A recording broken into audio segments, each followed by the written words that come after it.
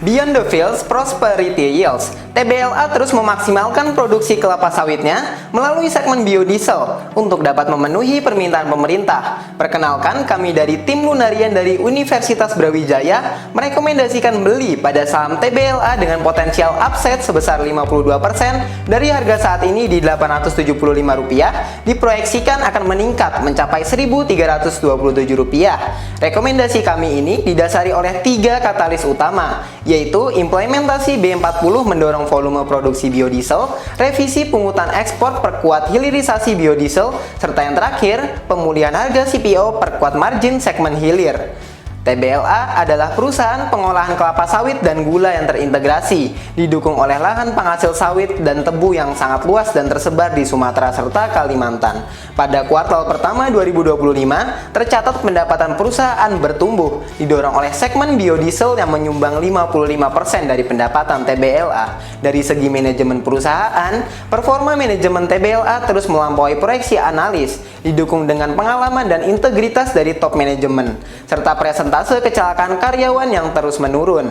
Penyaluran dana CSR yang meningkat dan gerakan peduli lingkungan TBLA berdampak pada resiko ESG TBLA yang terjaga di bawah rata-rata industri. Saat ini, harga saham TBLA mulai meningkat dengan tingkat PI 6,1 kali seiring dengan kinerja perusahaan yang mulai diapresiasi pasar. Kami memulai tesis investasi pertama kami dengan implementasi B40 mendorong volume produksi biodiesel. Permintaan biodiesel dari domestik serta ekspor tercatat terus meningkat setiap tahunnya, didukung oleh regulasi terbaru dari pemerintah yang mewajibkan penggunaan 40% biodiesel pada bahan bakar jenis biodiesel B40 untuk mendukung keberlanjutan, menjadikan nilai kontrak biodiesel yang dimiliki TBLA melonjak secara drastis pada tahun 2025 sebesar 131% year on year.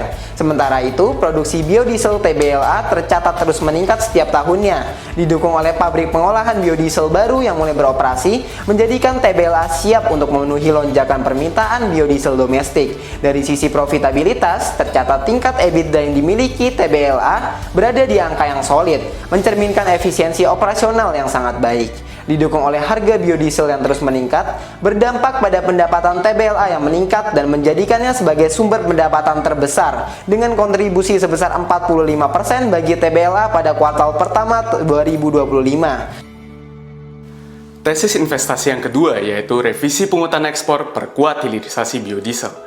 Produksi biodiesel di Indonesia bertumbuh sangat pesat hingga 2 kali lipat dari pertumbuhan CPO dalam 10 tahun terakhir, dengan tingkat pertumbuhan rata-rata 10,84%, lebih tinggi dibandingkan CPO yang bertumbuh sebesar 5,14%. Revisi skema levy menurunkan tarif biodiesel menjadi 4,75%, menjadi yang paling rendah di antara produk turunan sawit.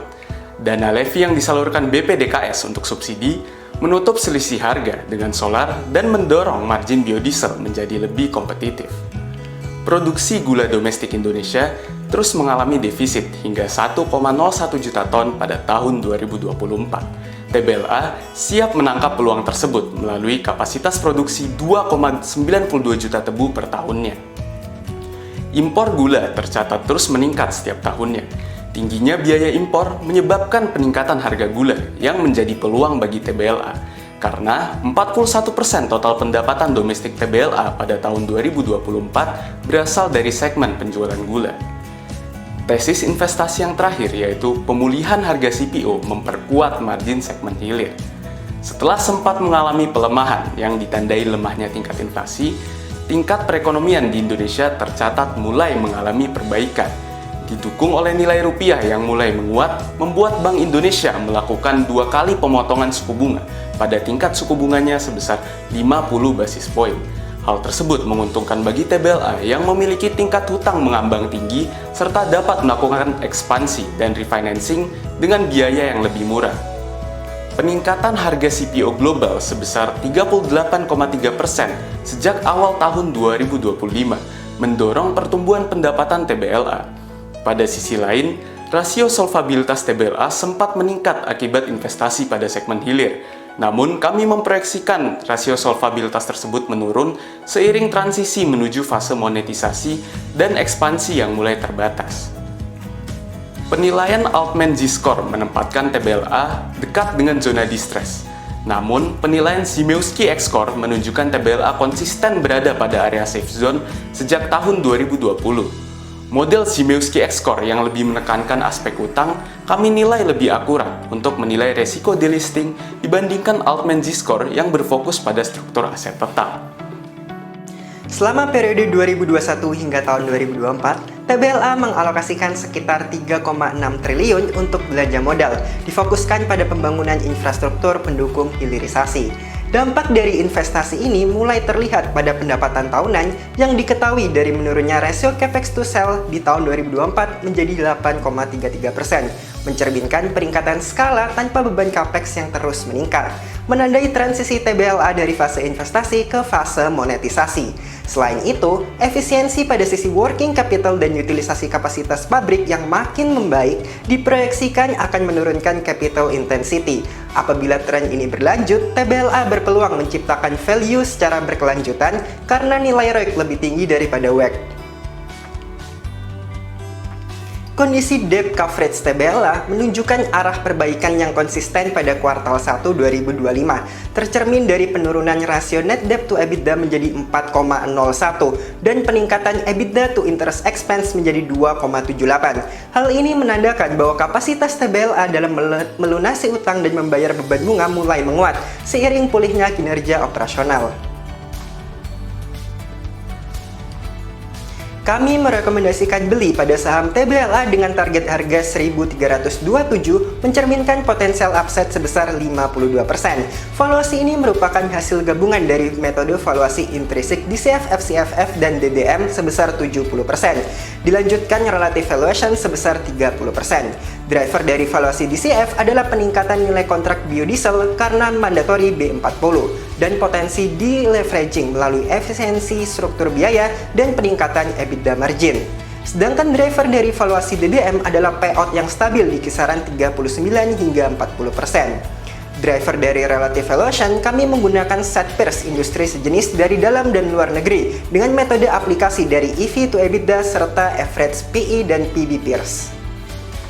Perhitungan WACC kami lakukan secara dinamis untuk periode 2025 hingga terminal year, guna menangkap perubahan struktur modal, tingkat resiko pasar, dan kondisi makro yang mempengaruhi biaya modal perusahaan.